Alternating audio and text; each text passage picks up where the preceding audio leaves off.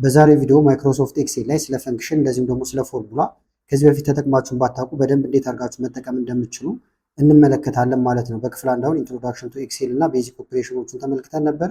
ፎርማቲንግንም በክፍል ሁለት አይተን ነበር ማለት ነው። ስለዚህ በዛሬው ቪዲዮ እንዳልኳችሁ ስለ ፎርሙላ እና ስለ ፈንክሽኖች በደንብ እንመለከታለን። ያለፉትን ክፍሎች ካላያችሁ ፓርት ዋን እዚህ ያለላችሁ፣ ፓርት ቱ ደግሞ እዚህ ጋር አለላችሁ ማለት ነው። በፕሌሊስትም ስለተቀመጠ ይሄን ነክታችሁ ገብታችሁ እዚህ ጋር የምትመለከቱት አለላችሁ። ይህንን ማየት ይቻላል ማለት ነው።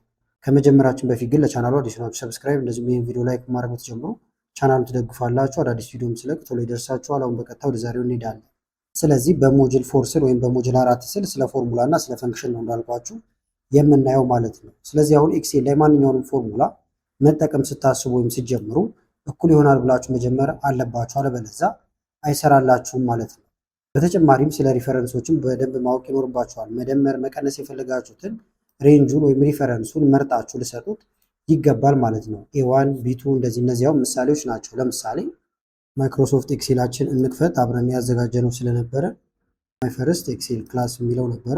ለምሳሌ አንድ ሲደመር አንድ ማለት ከፈለኩኝ አንድ ሲደመር አንድ ብዬ እኩል ይሆናል ብል አይመጣም ማለት ነው መልሱ እንደምታዩት። ምክንያቱም ቴክስት ብሎ ነው የሚቆጥረው። ፎርሙላ መሆኑን እንዲያውቅ እኩል ይሆናል ብላችሁ መጀመር ይኖርባችኋል። ስለዚህ እኩል ይሆናል አንድ ሲደመር አንድ ብነካና ኢንተር ብል ግን ደምሮ ያመጣልኛል ማለት ነው። ስለዚህ እኩል ይሆናል ብለን ጀመርን። ከዛ ደግሞ ሬንጅ መስጠትም ትችላላችሁ። ለምሳሌ እዚህ ጋር አንድ ቁጥር ቢሆን እዚህ ጋር 3 ቁጥር ወይም 2 ቁጥር ቢሆን ለምሳሌ ሁለቱን መደመር ብፈልግ እዚህ ጋር ድምራቸው እንዲቀመጥ እኩል ይሆናል ክሊክ ባደርግ እንደምታዩት ሪፈረንሱ ምንድነው ማለት ነው B6 ወይም B6 ላይ ይገኛል እያለ ነው ሲደመር ሁለተኛው ደግሞ ይኸውና ኢንተር ብንል 3 መጣ ማለት ነው። ምንና ምን ተደምሮ B6 እና B7። ስለዚህ ይሄ ሪፈረንስ ይባላል። እንደዚሁም እኩል ይሆናል ብለን መጀመር እንዳለብንም ተመልክተናል ማለት ነው። ሌላው ደግሞ ቤዚክ የምንላቸው ኦፕሬሽኖች አሉ ማለት ነው። አንደኛው አዲሽን ወይም መደመር ነው። አሁን የተመለከትነው መቀነስ አለላችሁ። እዚህ ጋር መቀነስ ምልክት ነው የምትነኩት። ለማባዛት ግን የኮከብ ምልክት እዚህ ጋር የምትመለከቷትን ነክታችሁ ማባዛት ይቻላል። ማካፈል ሲፈልጉ ደግሞ እዚህ ጋር የህዝባር ምልክት አለ ወይም ህዝባር ነው የምታደርጉት ማለት ነው። ለምሳሌ አሁንም እዚህ ጋር 4 ቁጥር ቢኖር እዚህ ጋር ደግሞ 2 ቁጥር አለ። ሁለቱም መደመር ብፈልግ አሁን አሳይቻችኋለሁ። እኩል ይሆናል ብላችሁ ሲደመር ማለት ብቻ ነው። መቀነስ ከሆነ ደግሞ የፈለጋችሁት መጀመሪያ ቦታውን ትመርጣላችሁ። እዚህ ጋርም ሊሆን ይችላል፣ እዚህ ጋርም እንዲቀመጥ የፈለጋችሁበትን ቦታ እኩል ይሆናል 4 ሲቀነስ 2 ብላችሁ ቀጥታ መስራት ይቻላል። 4 ሲቀነስ 2 እኩል ነው ብንለው 2 ነው። እነዚህን ግን በሪፈረንስ ደግሞ ማድረግ ከፈለጋችሁ እኩል ይሆናል 4 ቁጥር ላይ ክሊክ ከኪቦርድ ላይ ሲቀነስ መንካት ከዛ እዚህ ጋር ኢንተር መልሱ ይመጣል ማለት ነው።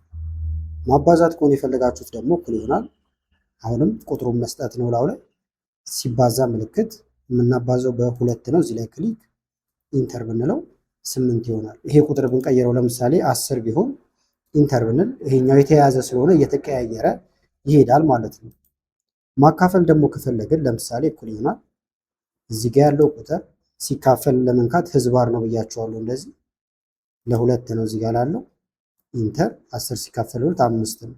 ስለዚህ እነዚህ አሁን የሰራናቸው እንዳለ ቤዚክ ኦፕሬሽን ተብለው ይጠራሉ።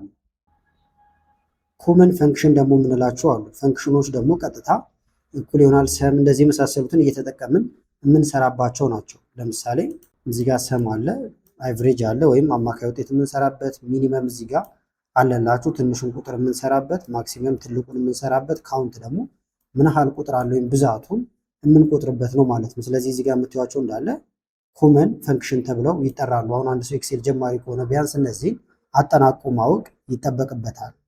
ስለዚህ እነሱንም አሁን አንድ በአንድ እናያቸው።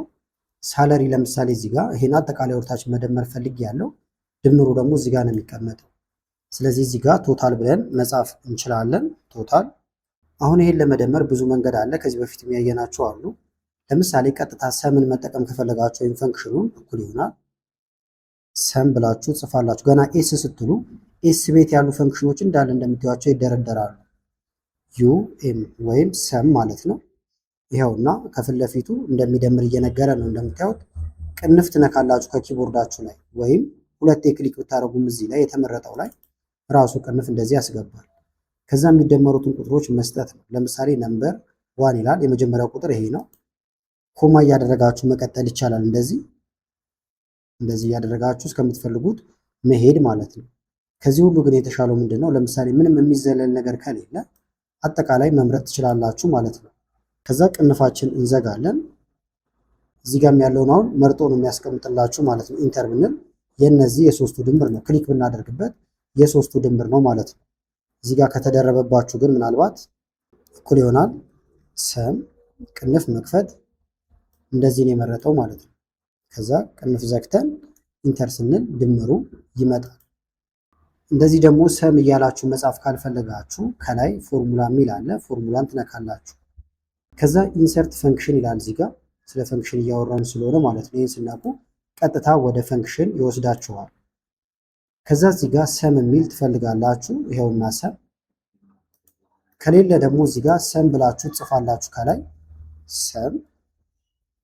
ከዛ ቀጥታ ጎ ስትሉት ከላይ ይመጣል። አሁን ተመልከቱት፣ ጎ ልለው ነው ከላይ መጣ። ስለዚህ ኦኬ ላለው አሁን እስከ ቢፎር ያለውን ነው የሚደምረው። መልሱን እዚህ ጋር 24500 ነው ብሎ አምጥቶልኛል። ምን ምን እንደደመረም እዚህ ጋር አምጥቶልኛል። ከተስማማው ከዛ ኦኬ ላለው ማለት ነው። መልሱ እዚህ ጋር ገባ።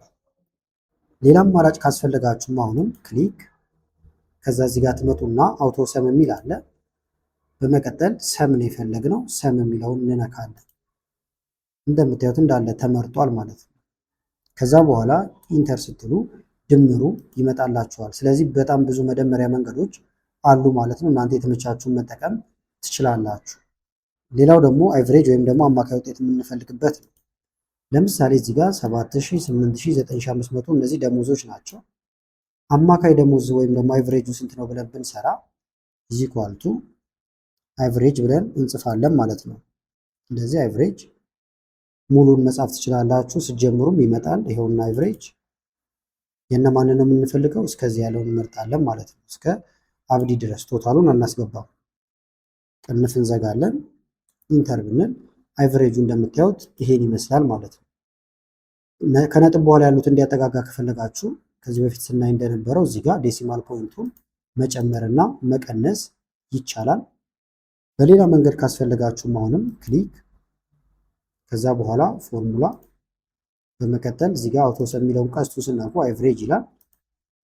የሚመርጠው ግን እስከየት ነው? እስከ ቶታሉ። ቶታሉንም ያስገባዋል። እኛ እሱን ስለማንፈልግ እዚህ ጫፍ ላይ ትቆሙና ጎተት አድርጋችሁ እንደዚህ ትቀንሷታላችሁ። የምንፈልገው አብዲስ ከሚለው ነው። ኢንተር ብንል አቨሬጁ ተሰራ ማለት ነው። ቅድም በሰራሁላችሁ መንገድ ካስፈለጋችሁ ኢንሰርት ፈንክሽን አቨሬጅ ይሄውና፣ ከሌለ ሰርች ነው የምታደርጉት። አሁንም ግን እዚህ ጋር ስላለ አቨሬጅ ኦኬ ስትሉት አቨሬጁን እንደምታዩት ይሰራል። የሚሰራው እስከ ቢ5 ነው። ቢ5 ደግሞ ይኸውና እዚህ ጋር እንደምታዩት። እኛ ግን እስከ ቢ4 ነው የምንፈልገው። ስለዚህ እዚህ ጋር ትመጡና ወይም ይሄን ነክታችሁ አቨሬጅ የፈለግነው የእነዚህን የሶስቱን ብቻ ነው ብለን እንመርጥለታለን።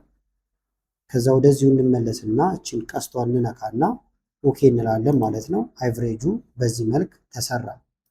ቀጣዩ ደግሞ ሚኒመም ነው ወይም ትንሹ ማለት ነው። አሁን ካሉት ሰራተኞች ውስጥ እዚህ ጋር ከሶስቱ ማን ነው በጣም ትንሽ የሚከፈለው የሚለውን ማወቅ ከፈለግን አንደኛ እኩል ይሆናል ሚን ብላችሁ መጻፍ ነው ወይም ሚኒመም ማለት ነው። ክሊክ ቁጥሮቹን መምረጥ ሶስቱ ናቸው። ቅንፍ መዝጋት ኢንተር። ሚኒመም አሁን 7000 ነው ማለት ነው። ይህንንም በቅድሙ መንገድ መስራትም ትችላላችሁ። እዚህ ጋር መታችሁ ሚኒመም ይኸውና፣ ከሌለ ሞር ፈንክሽን ስትሉ ቀጥታ ቅድም ኢንሰርት ፈንክሽን ስንለው ወደ ነበር ይወስዳችኋል። ከዛ እዚህ ጋር ሚኒመምን ትፈልጋላችሁ። ከሌለ ሚን ብላችሁ መጻፍ ይቻላል። ከዛ ኢንተር ማለት ወይም ጎ ስትሉት ሚኒመም ከላይ ይመጣል። ኦኬ ስንለው ከዛ ይሰራል ማለት ነው። የሚሰራው ግን ተመልከቱት እስከ የት ነው የሚሆነው? እስከ ቢ6 ነው የሚሰራው። እኛ አሁን የፈለግነው ግን እዚህ ጋር እንምጣና ሚኒመም የሚፈልግልን ከሶስቱ ስለሆነ ሶስቱን እንመርጣለን። እዚህ ጋር እንመለሳለን። ከዛ ኦኬ ስንለው ሚኒመሙ 7000 እንደሆነ እየነገረን ነው። ስለዚህ ብዙ መንገዶች አሉን ማለት ነው።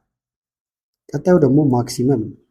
ማክሲመም ደግሞ ትልቁ የትኛው ነው? ስለዚህ ኢኳልቱ ማክስ ይኸውና ማክስ እዚህ ጋር ቁጥራችን አሁንም ከነዚህ ነው።